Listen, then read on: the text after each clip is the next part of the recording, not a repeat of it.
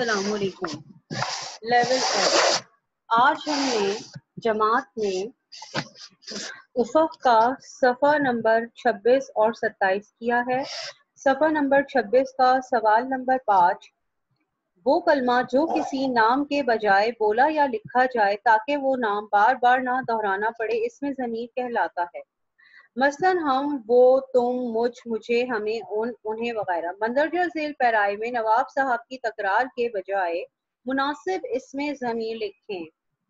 पैराया, आपको ये पैराया दिया गया है और इसमें जहां जहां नवाब साहब आ रहा है उसकी जगह आपको इसमें ज़मीर होते हैं हम, वो, तुम, मुझे, हमें, उन्हें वगैरह, वो लगा के इस पैराए को मुकम्मल करके अगले सफ़े पर दोबारा से लिखना है। अब मिसाल के तौर पर ये देखें, सबसे पहले जो ये शुरू हो रहा है नवाब साहब सिर्फ पहली दफा में लिखा जाएगा, उसके बाद जितनी दफा अब नवाब साहब आएगा उधर वो, मैं, हुन, उन्हें वगैरह लगेगा।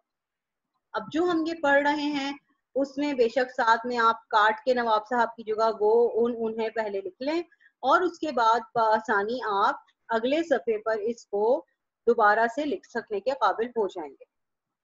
अब देखिए, नवाब साहब जितने अमीर थे उतने ही वो मगरूर थे। नवाब साहब की जगह वो मगरूर थे।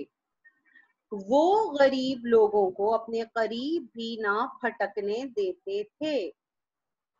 उनको उनके पसीने में नहाए हुए जिस्मों से बू आती थी, इसीलिए उन्होंने अपने नौकरों को हुक्म दे रखा था कि कोई गरीब किसान या मजदूर नवाब साहब के या किसान या मजदूर उनके पास ना आने पाए।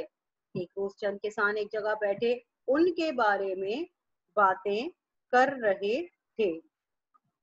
अच्छा, अब ये जो आपको यहाँ पे सफ़ा नंबर 27 में खाली सतूर दी गई हैं, इन सतूर में, इन लाइनों में आपको ये दोबारा से लिखना है। उसके बाद आज की जमात में हमने अल्फाज की तरतीब दुरुस्त करके जुमले दोबारा लिख किया है। गलत तरतीब क्या है? चीता घूमता रहा सारी रात गांव के इर्द गिर्द। चीता सारी रात गांव के इर्द गिर्द घूमता रहा। दुरुस्त तरतीब में ये लिखेंगे, चीता सारी रात गांव के इर्द गिर्द घूमता रहा। अगला है, खतरा बन गई है बढ़ती हुई आबादी आलमी माहौल के लिए। तो इसका है, बढ़ती हुई आबादी आलमी माहौल के लिए खतरा बन गई है। बढ़ती हुई आबादी आलमी माहौल के लिए खतरा बन गई है। मुश्किल हो गया है जीना इस महंगाई के दौर में। इस महंगाई के दौर में जीना मुश्किल हो गया है। फैलते हैं वायरस और जरासीम बाइस गंदगी के। वायरस और जरासीम गंदगी के बाइस फैलते हैं। वायरस और जरासीम गंदगी के बाइस फैलते हैं। जो कौम न बदले आप अपनी हालत, नहीं बदलता उसकी हालत खुदा भी। अब इसका सही जुमला ये है, जो कौम अपनी हालत ना बदले खुदा भी उसकी हालत नहीं बदलता। जो कौम अपनी हालत ना बदले खुदा भी उसकी हालत नहीं बदलता। बेहयाई नहीं मॉडर्न होने का मतलब, मॉडर्न होने का मतलब बेहयाई नहीं। यहाँ तक का जो ये काम है ये आज आपने जमात में किया। उसके बाद सवाल नंबर 7 आपको घर के काम के लिए दिया गया है। मुनासिब हुरूफ लिखकर खाली जगह पुर करनी है। यहाँ जो बीच में हुरूफ आएंगे वो हम आपको साथ साथ बता रहे हैं, वो जरा गौर से सुनिए।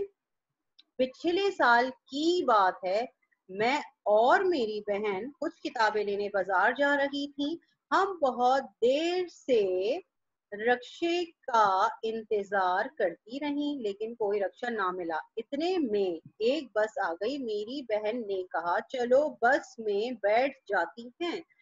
बस लोगों से खचाखच भरी हुई थी और स्टॉप पर भी बहुत खवातीन खड़ी थी। अब हर एक की ये कोशिश थी कि वो जल्दी से बस में सवार हो जाए।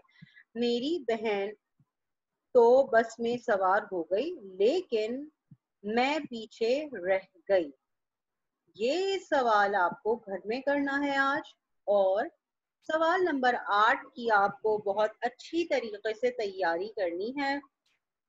इसमें लिखा है किसान शर्त जीतने के